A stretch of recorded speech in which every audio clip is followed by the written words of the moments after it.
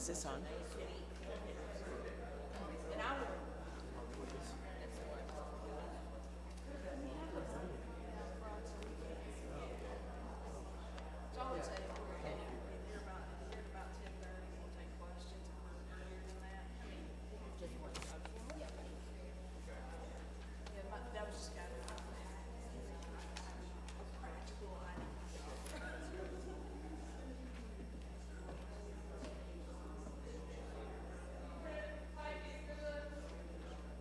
Are we about ready? Are we about ready? Yes. Okay.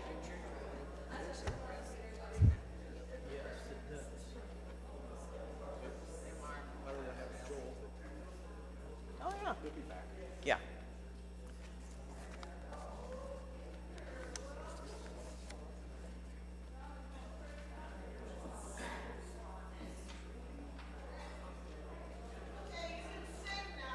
Oh, I can't sing. No singing. I mean, I could get to. Okay, so it is 9:45, so we're going to get started. I want to welcome everyone to the. What's that? It's on. You can't hear it? Okay, can everybody hear me? Okay, all right. So I'm Brenda Bright. I'm co-chair of the Ad Council, and this is our annual State of the Church address, or at least meeting, which has become our, all right, thank you. So, next slide. All I'm doing this morning is putting out in front of us again our mission, why we exist as a church, to make disciples of Jesus who serve beyond the walls. Our core values, which is how we will deliver on our mission, being welcoming to all, partnering in faith formation, and encouraging service. And our vision, which is where do we want, or what do we want to look like in 3 to 5 years, a diverse community navigating the challenges of our world. Our vision is to become known in Story County as a welcoming and loving community centered on Christ that encourages all to develop relationships, deepen their faith, and seek ways to serve.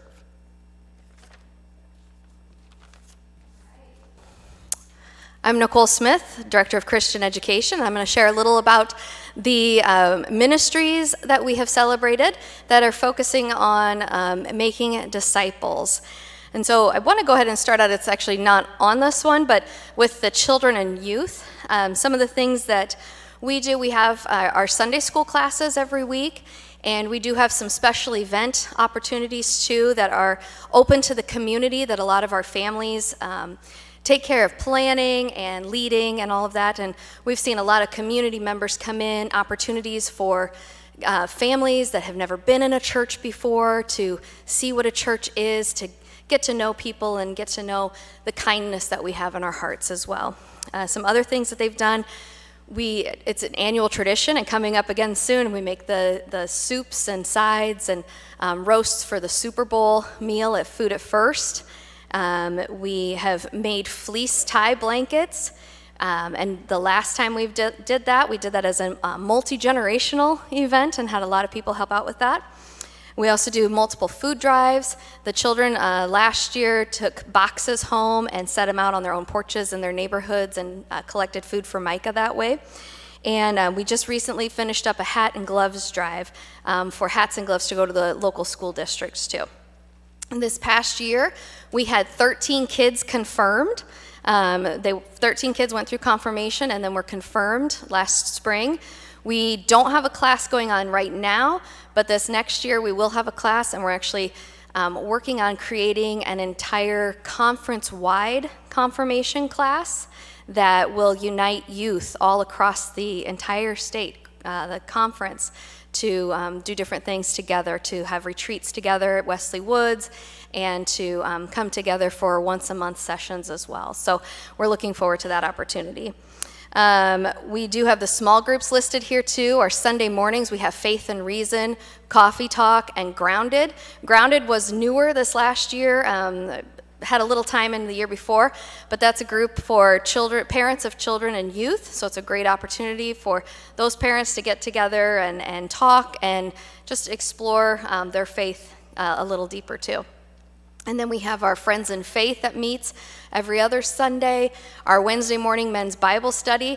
I love that they meet outside of the church too, because I've heard stories, great stories, I know Gary's got some probably to share too, of the people that they get to meet while they are out there and studying the Bible too. So, and then we also have our wonderful Wednesday women. That group has been wonderful. Large group, but we meet in the conference room. A lot of times we need to pull extra chairs in even. But we also connect with each other and the different ministries that everybody's a part of and invite others within that group to help out with different things that, things like member care or missions are doing too. So a lot of discipleship making going on.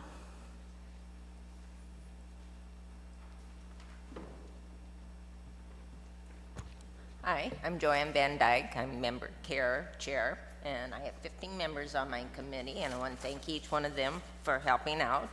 This past year we did holiday cards to members unable to attend, both Easter and Christmas. We delivered 25 poinsettias to members, and we bring meals to those who have had surgery or lost a loved ones. Our generally ensuring everyone feels connected and cared for within the church community.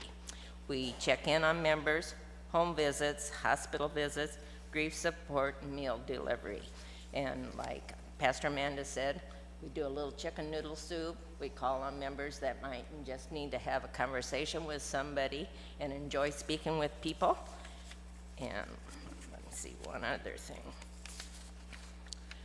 We identify needs, reaching out and checking in and connecting with the pastoral staff, and we maintain confidentiality.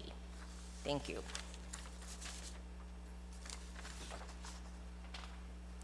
Hello everyone, my name is Joe Wilson, and myself and Vivian Severson are co-chairs of the Welcoming Committee. This year we've established a new welcome station at the top of the stairs here, right outside the sanctuary, where we visit with new visitors every week at the end of the service. We've also had 2 game nights this last year. One was kind of a miscellaneous game night. The other one was a bingo night, which was a huge success. We had a great turnout, great fellowship. We've had 22 new members this year, which is fantastic. Church attendance is about 144 people on average per week in person, and 50 people plus online. So we're going to have another game night in the future, TBD, so we'll let you know when we have that again. Thanks for everyone who's welcoming. Okay, I am not Charlie Hanway. She can't be with us today. She's the chair of missions. And we're looking at ways we serve beyond the church and beyond the walls. Food at First, which has been a long tradition. We have teams that serve on the 4th Thursday of the month. Micah, we delivered 3,474 pounds and maybe more than that, I'm not sure. Midwest Mission, we've increased our partnership with that group. ASP started again this year, which was great news. 11 people headed down to Leslie County, Kentucky, and did work on a house down there, primarily on putting up a wrap around the outside, putting up new siding and getting it more livable. And we also have volunteers with the Ames Interfaith Refugee Alliance that's supported people moving into our community.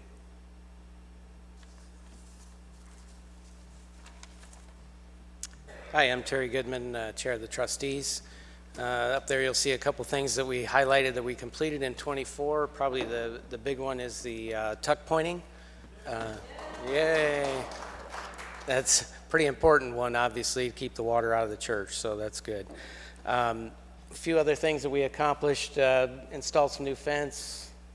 Upstairs we cleaned the carpet. Next year we plan to clean it downstairs. New railing on the pulpit side over there. Some of the things we'll focus on in 25 are, we're going to take a look at the replacement of these spotlights up here. and it's a much more difficult project than you might imagine. And then we're looking at some enhancement projects at one of the parsonages. We're going to take a little bit bigger approach to it, and not that to use the term Band-Aid, but we're going to take a bigger approach and see if we can't get some more value out of our dollar and complete projects all at once, do some upgrading of that facility. And then last but not least, and this is more of a church discussion, we're going to start talking about the organ. Okay. Thank you. I'm Pete Peterson, Chair of the Staff Relations Committee here at the church, or SPRC. Our main goal is to work to resolve any church issues that are or could impact the staff.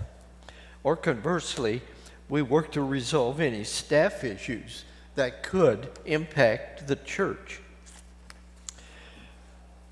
With that, we, SPRC, supported the establishment and reinstatement of Pastor Amanda and Nikki to the Ames Church. And also, they were reinstated to Colo and Collins churches during the year. Our big project this year was to rewrite the personnel policy for all the staff members. It was written and implemented that included both full-time and part-time staff members. Then an item that you probably don't notice so much, the pastors are required for continuing education every year or two. So we approved a continuing education course, which was the Academy for Spiritual Foundation, and that was for Nikki. And that allows her, that appointment allowed her to be here almost all the time rather than have to travel to another location. So she'll be here almost all of the time during that 2-year application. And then the SPRC works on the budget and salary reviews for all of the staff members that are in our church. Another item that we do that's probably not noticed so much is the staff has bi-weekly meetings every month, and it's a job of the SPRC to attend all of those staff meetings and find out what's on the staff's mind and any issues that there might be. There was also a credit card accountability policy that was established for the staff. And we established Eileen as the Saturday night pianist, which replaced the retired Mark Forbes. And we did meet with the district superintendent this last year to get her thoughts and understand what the conference thoughts are about our church. Thank you.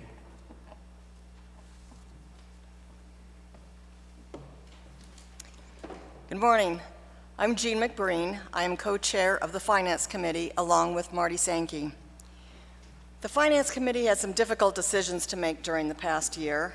We started with a budget that projected 2024 ending with a deficit of nearly $27,000. But our leaders of the various committees and departments kept their expenses in line.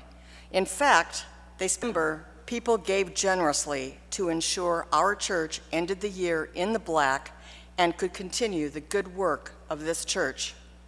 So between the careful spending and the additional contributions over and above the budget, we are happy to report that the church ended the year with an excess of over $37,000.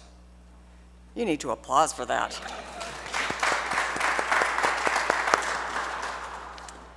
The 2025 budget had already been completed by the end of December, so although the budget indicates that we projected the year to end with a deficit of $40,000, we are starting the year in a good financial position with the in-faith contributions that were made in December. One of the struggles that the Finance Committee had was projecting the income for 2025.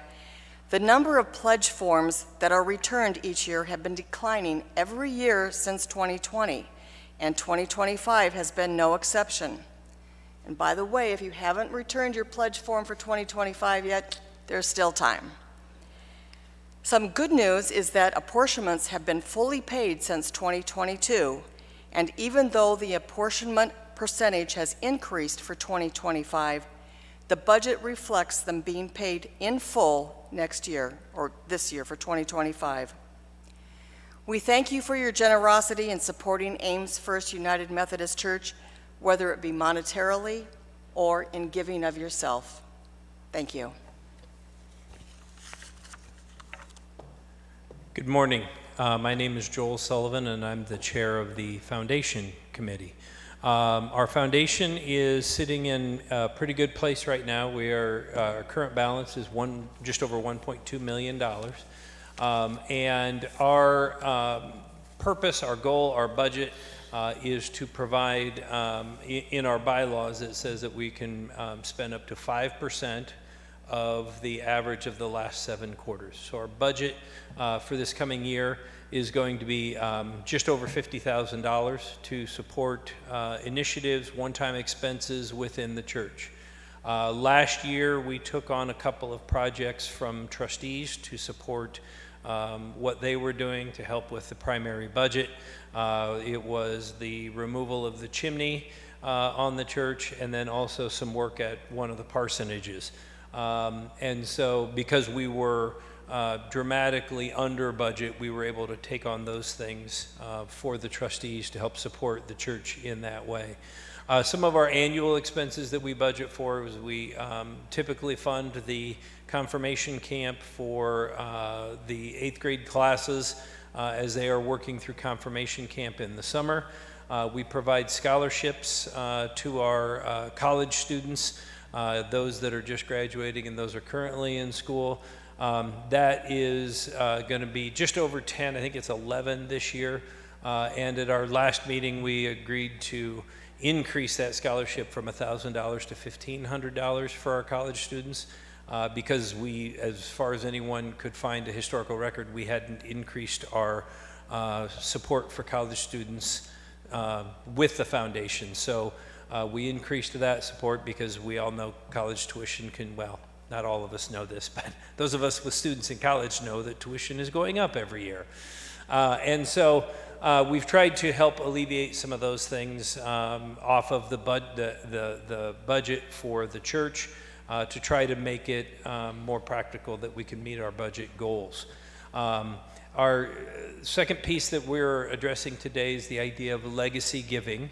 Those of you that aren't familiar with legacy giving, we have a pamphlet downstairs by the front desk that has different ways in which you can support the church long term. Whether that be through, there are 3 primary ways that happens. 1 would just simply be a donation to the budget. 2 would be a donation to the foundation, which would then support our long-term goals as a church. 3 would be support of the Story County Endowment, which was set up 3 or 4 years ago as a way to support either the annual budget or one-time projects, depending on where that money needs to be spent. This is money that can be given in a variety of ways. It could be a one-time cash contribution. It could be money over several years because it's better for tax purposes for you. It could be upon your death. It could be upon the completion of an estate. Whatever it may be, there are a variety of ways that you can talk to your own personal financial planners or your financial planning and provide. A lot of those things are spelled out in here. So this might be something that could be handy to look at if you are considering a gift to the church. That would be a legacy gift, whether it be a life insurance policy, whatever that may be. Thank you. Okay, I'm Gary McConnell. I'm co-chair of council. We've set 3 goals for the church this year. The first is to continue to develop our downtown Ames relationships. That'll kind of occur in 2 ways. One, as Nicole touched on, there are events such as 515, 4th of July, Halloween, where we have an activity at the church going on that community members come in, and hopefully some are drawn into our church. The other one is we're starting to look at how we might provide some support to the Romero House, which is over on Clark. For those not aware, it's a Catholic grassroots community that invites those experiencing poverty into a loving community and a friendship. So they've got a house. At this point, they offer kind of a daytime activity. They have lunches, coffee, Wi-Fi, showers, laundry, a nap room, and a chance for some community. And a couple of ways we're starting to explore with them, and it's just getting started, would be, as Nicole talked about, the youth are going to make casseroles. So they need casseroles to provide some lunches, which, as good Methodists, casseroles are kind of a natural thing. So that seems like that might be a good fit. One of the other possibilities is, depending on where things go with the 3rd reading, they are attempting to buy another house just north of Fairway, the Orange House, if you remember that one. And right now, and that would be to expand their space and maybe look at some ability to have some rooms for people to sleep.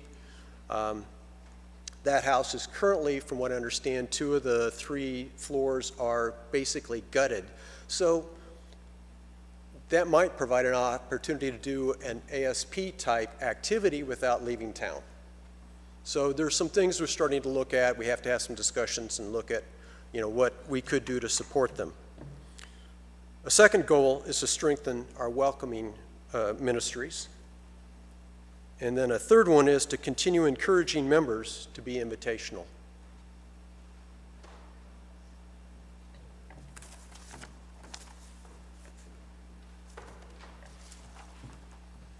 So my participation was determined on if we had time. So we're doing really good on time. So who has a cell phone? If you have a cell phone, I want you to take it out, get it out. I want to see your cell phones. Normally I always think about putting our phones away during church, but I bring these out because cell phones have become much more than just a way to make a phone call over the years. Would you agree? I mean, can you imagine 30 years ago thinking you'd use your phone to take a picture? That would just be crazy. I want you to get this out, and we're about to have a little fun here. Who is really good at taking selfies? Who can do selfies well? I figured, who else can do selfies well? Some of y'all. Come on. Paige, I want you to come up front. Julie, come up front. Bring your phone. Who else is good at taking selfies? Who else? Any of y'all up here? Joe, you're good at selfies. Come. Just for help. So, y'all come up front. That's okay. That's okay. You don't need your phone. I want everybody that has a phone to take a picture, to take a selfie. And if you don't know how to take a selfie, I want you to come up front and get one with some of these. I want you to take pictures right now with some of your friends from church. So get up, move around, get a selfie. You can take it with multiple people. Let's get some pictures and get some selfies with our friends from church. All right, so who's going to get, come on, you got to get pictures. Come on. I am not great with selfies, but we will try this. I can do it.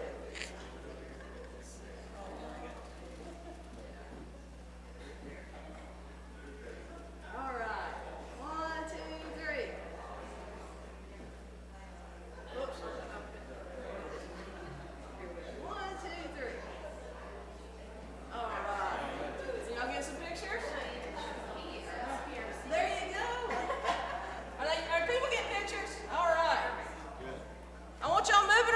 get some more pictures. Get pictures with friends. Get pictures. Move. Let's get some pictures going here.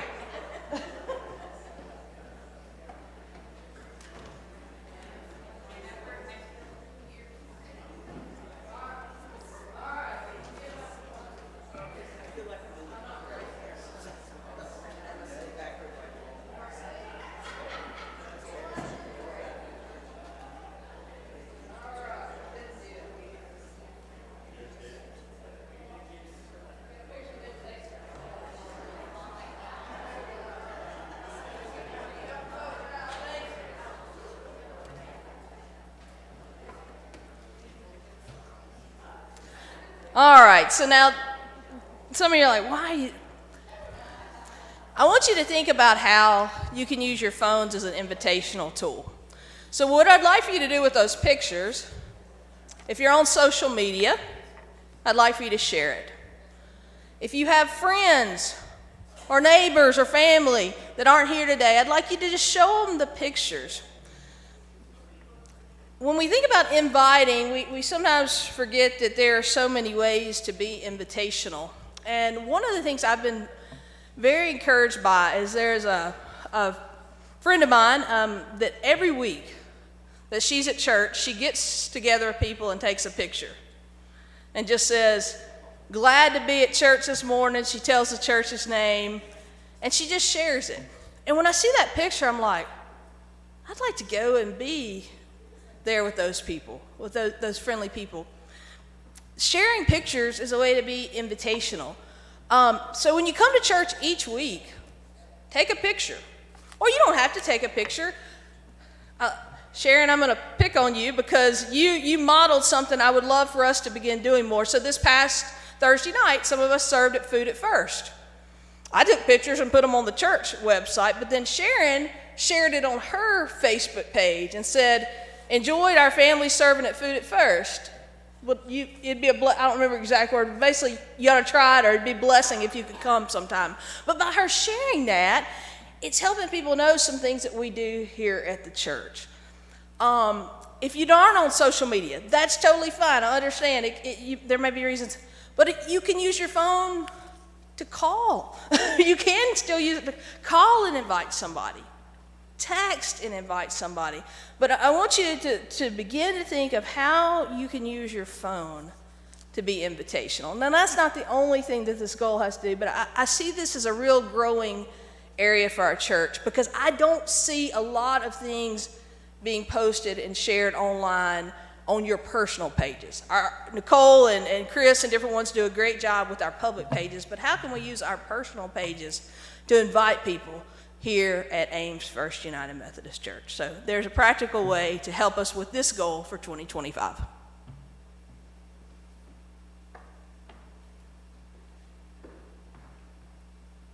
Okay, next slide.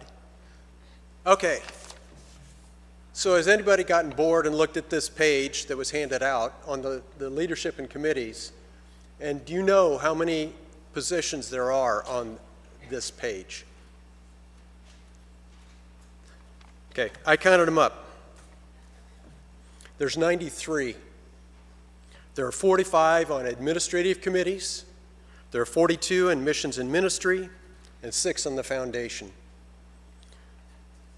So there are a lot of people involved in helping us achieve our mission and our vision throughout the year. And if we go to the next slide, just as we think about all those people, you know, there's the pastors, staff, committee members, volunteers, and all of us are working together to make this a vibrant church and vital.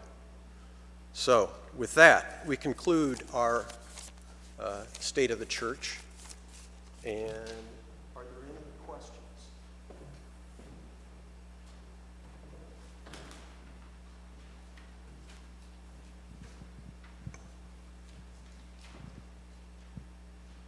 Anybody have a question? No questions. Okay. No questions. So I guess you covered the basics. Would you give our leaders a hand?